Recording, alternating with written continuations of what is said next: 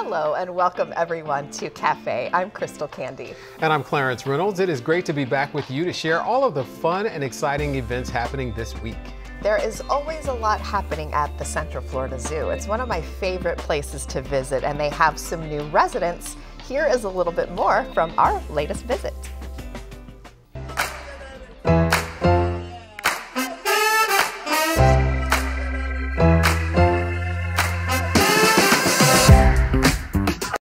The Central Florida Zoo and Botanical Gardens offers a unique way to not only experience Florida, but hundreds of different animals in their habitats here at the zoo.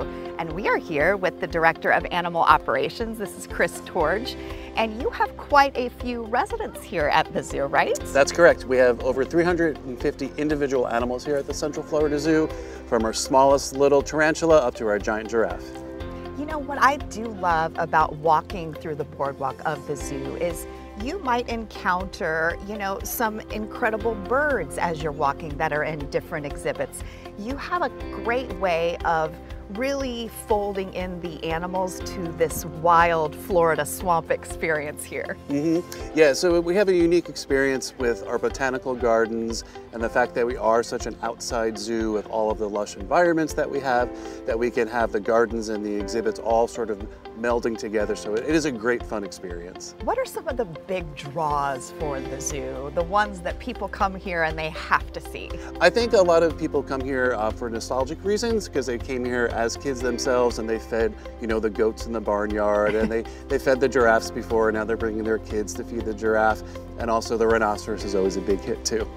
We always want to make it unique for our guests, and then we always want to, up the standards of all of our animal care too, so that sometimes means making exhibits bigger and enhancing those exhibits. And because this is built on a swamp, which I love because it feels so Florida, you even have a gator in one of the areas that kind of snuck its way in. Yeah, we do have a gator in one of our retention ponds. Yeah, he's a visitor, but we also have 2 American alligators that are part of our collection, along with 2 other crocodiles too.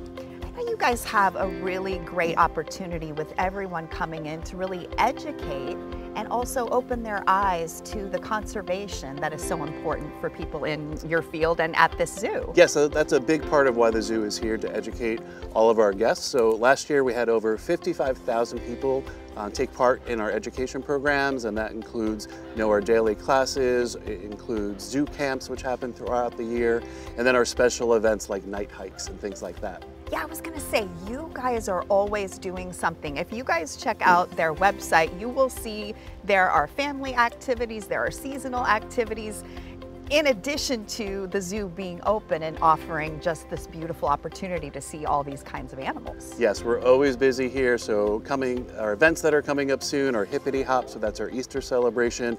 And also one of the favorites for the community is Brews at the Zoo.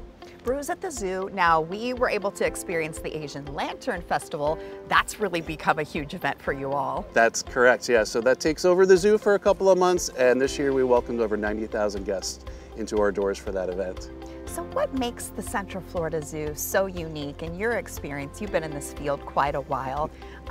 It's such a welcoming place for families to be able to walk across the boardwalk, to bring their snacks, to bring their strollers. I mean, this is just a fun day to experience the zoo. Yeah, we are a family-friendly zoo, so when you first come in, you'll see the train, so you can have a train ride with your family. There's also the splash pad and our playground. And in terms of our exhibits, we like to have animals here that you're not going to find at all of our other zoos that you will find, an hour or 2 away. So we have our Jacoan peccaries, we have our Fusa, we have our blue duikers. So these are animals that you're not going to see at all of those other bigger zoos that are around the corner. I was going to say, I need to get out my dictionary because I don't know what you just said, but that's what it's about, right? Yes. It's about becoming educated. It's about learning about all these different species of animals, and you have a lot of species here too, right? Yes, we have many species of animals. We have a large, very big reptile collection, and that includes one of the largest venomous reptile collections here in the state of Florida. Yikes, but that's a good way to experience it in a controlled environment here at the zoo.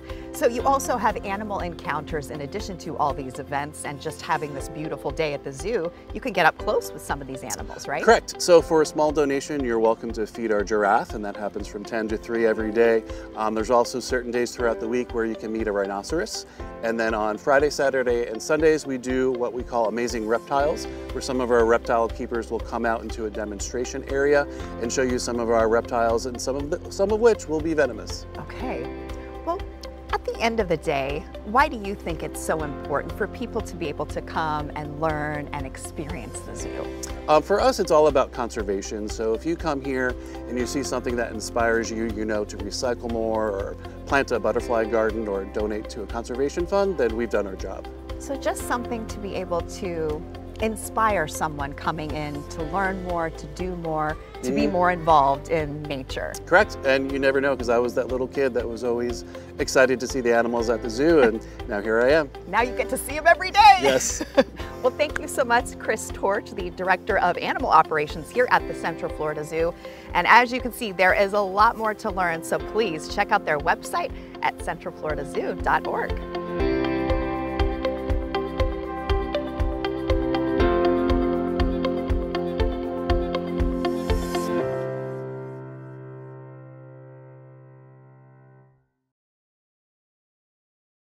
Have you no fear? No fear at all.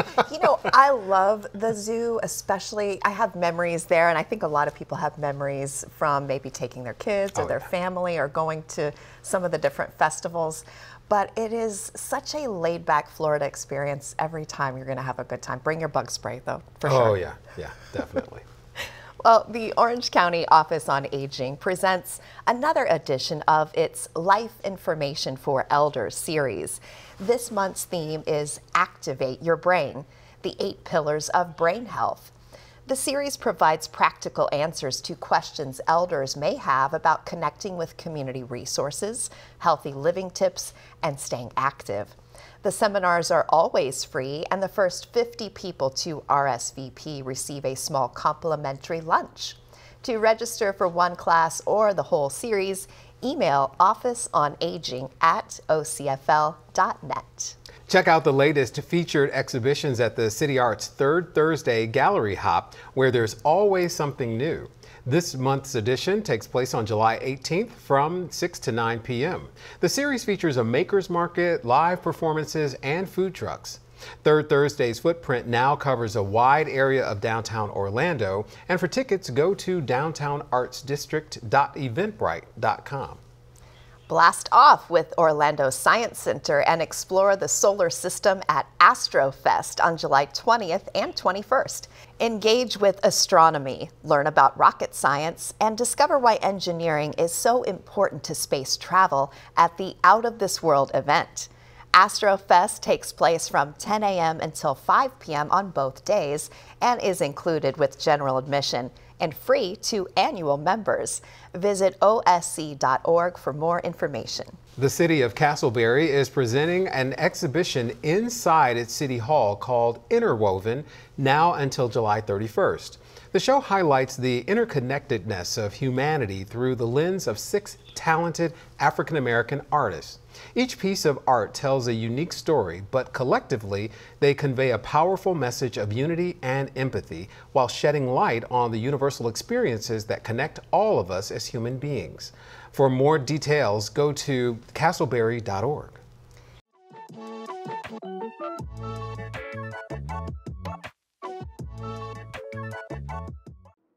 We are joined by Jalber Nunez from the If You Foundation to tell us about how the foundation helps to keep kids active. Thanks for being with us. That's my pleasure to be here. So tell us about the sports program. Is soccer related that the kids can participate in because of the If You Foundation?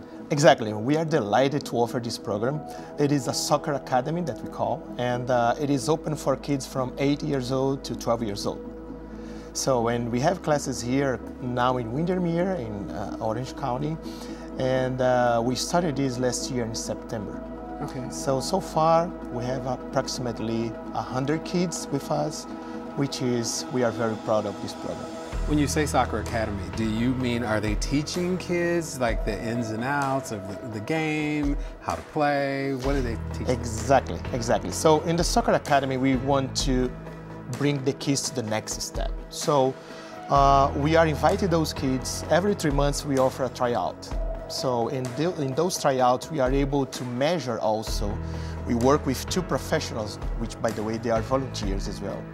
And one is our coach, Gustavo Brazil. Very famous in Brazil. I mean, Brazil is well known by good soccer teams and skills. So he's very skilled for soccer and he's there to help us teaching the kids. And also in parallel, we also work with a physiologist. So yes, the kids, when they start, this physiologist, his name is Rogério Neves, he's able also to evaluate each kid. And then after the tryout, after 3 months, we will reevaluate those kids to understand the progress that they made. So it's a complete program. It's a very thorough program that we are offering now. And the beautiful thing is it's free of charge. You're building the next generation of Orlando. Hopefully so. Soccer yeah, players. hopefully so. Yeah. So, is there a cost involved in getting involved in it? That's a good question. Yes, we do. I mean, we do have costs involved, and we need to rent a field, and but we count on some sponsors, and also volunteers, and also donors. So we have donors recruiting programs, so that anybody can apply in our website. And also some companies, they like and they want to sponsor some programs, they can pick it up, and one of our 7 programs that we have. And for this particular one, we have 3 sponsored with us, and that's beautiful. So we can offer a high quality soccer academy for our kids here. Very nice. And so for kids that may not be that interested in soccer, what else could they do? Very good. So we want to expand. The Soccer Academy was our first initiative in this area, in these sports, but we understand that we can go further. So the next one will be volleyball. So we are eager to say that we're going to have volleyball and then tennis. So again, we are now looking for sponsors and volunteers to help us with this, but soon we're going to see the next generation of volleyball and tennis players in Orlando as well. We have the weather for all of those. Exactly, Perfect. exactly. If you have a child who's interested in playing a sport, either soccer, volleyball, or anything else, or somebody who wants to sponsor, how would they get in touch with you if you found it? It's very easy. They can go to our website, efufoundation.org, or they can also go in our social media, Instagram, for instance. Perfect. Thank you so much for being with us. No problem. My pleasure again. And of course, if you want your kids to get involved, you can also go to the website and learn more.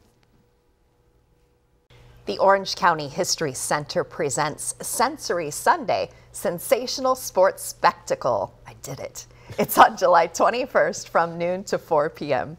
Summer is a great time to play sports with friends and family, and you can explore Orlando's sports history with sensory-friendly games and activities. This event is presented in partnership with the Autism Society of Greater Orlando, and all are welcome to attend. Visit thehistorycenter.org to learn more. If you're interested in exploring a museum that you may not have visited, check out the Rollins College Museum of Art, as they offer weekend tours at RMA. You can take a docent-led museum tour that highlights works from their current exhibitions, and the RMA collection contains over 700 paintings and thousands of prints, drawings, photographs, and sculptures. Go to rollins.edu/RMA for more information. The Orlando Science Center invites you to uncover the science behind global milestones in the science of Guinness World Records. You can set records, challenge old ones, and make history while exploring the science behind the most mesmerizing accomplishments made by humans worldwide. Attendees will get a behind-the-scenes look at the science involved in all of these record-breaking challenges. Check out osc.org for more information and details. Let's see what Carissa has cooking in this week's Taste of the Town. She's at the Sugar Factory. Ooh, always I bet delicious. it's good. Take it away, Carissa.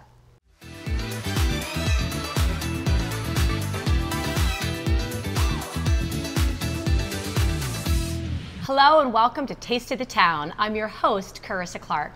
Today we're here at Sugar Factory in Icon Park, and I have the pleasure of introducing you to Chef Juan. Chef, thank you so much for being here. Thank you for having me, Carissa. Oh, you're so welcome. Okay, so I'm really excited because I invited Chef here to share deliciousness, one of his top brunch meals, right? Yes, Because definitely. it is breakfast time here at Sugar Factory. So Sugar Factory has brunch from 10 to 3, Saturday and Sundays, you Saturday said, and Sunday right? only. Okay, so this is going to be an easy recipe that you'll be able to make at home, which is exciting to me because I really enjoy simplicity, yet deliciousness. Okay, so please walk me through, what do you have? So what I have here is the s'mores pancake. S'mores pancake. It's easy. Think of it as just a campfire s'mores on a pancake. Okay, well, this is amazing. Go. So what we're gonna do Yes. is we're going to top this, a stack of your buttermilk pancakes. We're gonna have 3 pancakes. And it can be any pancake. And buttermilk, if you have a vanilla recipe at home, whatever you want, any right? pancake you choose, as long as it's what you want Okay. and how you make it. Yes. Just spicing it up a little bit is all right, we're doing. okay. So we're gonna go ahead and add some marshmallow fluff. Marshmallow fluff, of course. Yeah, why not, right? Wow. Like, we're gonna add marshmallow fluff. Okay. On top of that, we're going to add some What? Nutella. This is very thick. Okay. Do you mind if I? Yes, use Yeah, it. There we go. I'm gonna Of use this. So we're gonna course. sit there and Loud Nutella. yes, Nutella. Oh my goodness. Like- Let's spread it all around. Yes, let's get it Go everywhere. We for want it. as Oh, yum. anywhere and everywhere we can get it. And so what I'm also thinking, maybe if you like Nutella, because I know it can be super popular, you could maybe even put it in between the pancakes a little bit. Oh yeah, definitely. Put it in between the Oh my pancakes. goodness, right on top. Heat it up, let it drizzle a little, like it'll be Ooh, nice okay. and like yeah, Okay, definitely. all right. So we could have a little So, bit of fun, sure. You add your Nutella. Okay.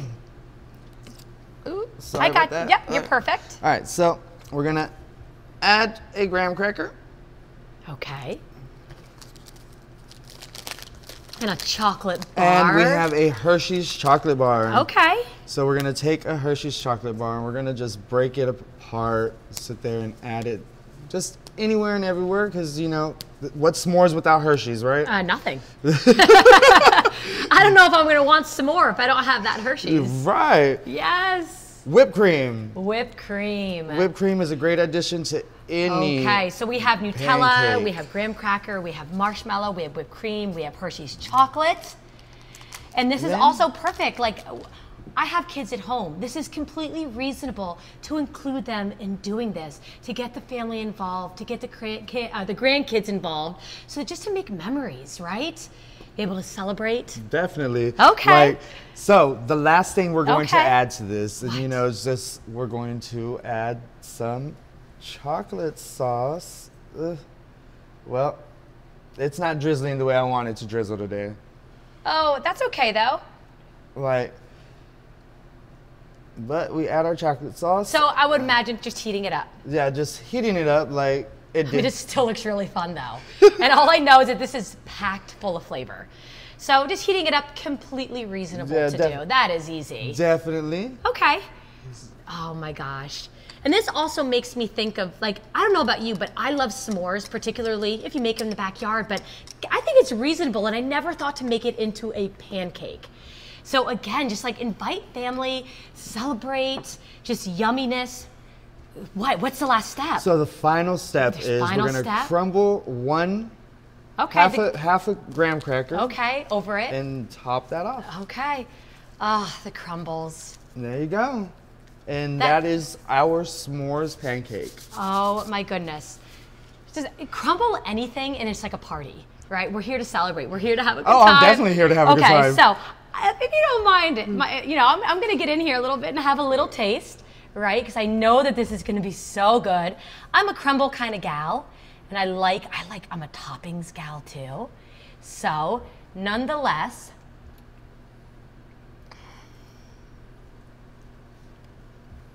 that is so tasty.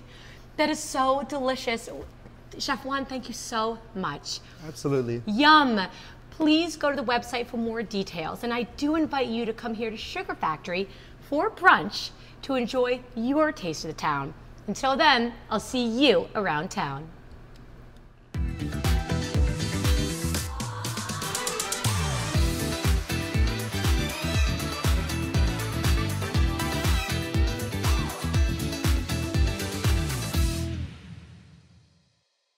I tell you what, you think of all these records, and I remember those big coffee table books of like the Guinness World Records, and you'd go through, and it's amazing what constitutes a record. Yeah, and you never think that some of these they require some scientific knowledge to be able to move past the last milestone. So it really is interesting. They have to be like quantifiable, and they have to, data and all the things. Exactly, exactly. Very Did you like my science explanation? That was very good. Data and all the things. You should definitely check it out, though. It sounds pretty cool. Well, that wraps up this week of events. If you have one you'd like to share with us for next month, send us an email at cafe@ocfl.net. I'm Crystal Candy. And I'm Clarence Reynolds. Remember to join us next week to see what is new and exciting in your community.